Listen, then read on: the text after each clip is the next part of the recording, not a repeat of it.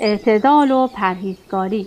نیاما که قواعد اصلی خود انضباطی و آگاهی درونی را پیریزی می کند.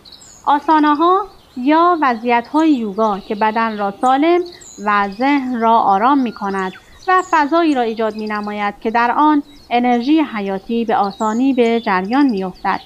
پرانایاما یا علم کنترل تنفس که تمرکز آن را بر پیوند بین تنفس، جسم و ذهن می باشد.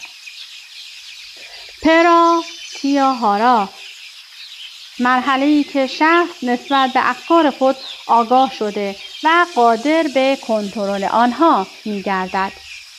دهارانا زمانی که ذهن به یکباره به درون خود کشیده شده و به یک نقطه درونی متمرکز می‌شود.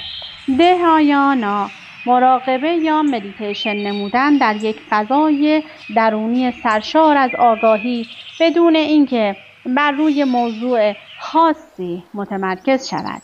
سامادی یا سامادیهی یک حالت خلسه و از خود بی خود شدگی می باشد که در آن یک مراقبه کننده با موضوع مربوط به مراقبه یکی می شود.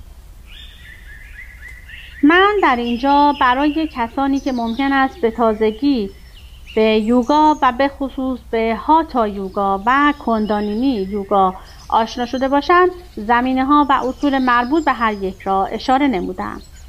سبک‌های گوناگون یوگا. سبک‌های یوگا آنقدر زیاد است که ممکن است سرتان گیج برود. سعی کنید آنها را مثل شعاع‌های نور خورشید تصور نمایید، زیرا همگی از یک منبع نشأت می‌گیرند و به همین دلیل به همدیگر مرتبط می‌باشند. البته این امر طبیعی است که در طول زمان تفاوت‌های بارزی بین مکاتب مختلف یوگا به وجود بیاید. حتی بایستی آن را به فال نیز گرفت، زیرا این تنوع باعث شده که هر کسی بستگی به نیازها و توانایی‌هایش از آن بهره جوید. مرکز نامرئی انرژی یا مراکز نامرئی انرژی.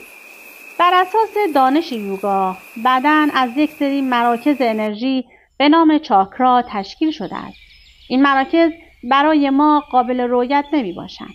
افرادی که موفق به دیدن چاکراها شدند میگویند که این مراکز انرژی همانند چرخه‌های سیالی از نور می باشند، هر کدام با رنگ مخصوص به خودش که به طور مداوم در حال حرکت می باشند. چاکراها به عنوان مدخل ورودی انرژی کیهانی یا پرانا می باشند. انرژی که در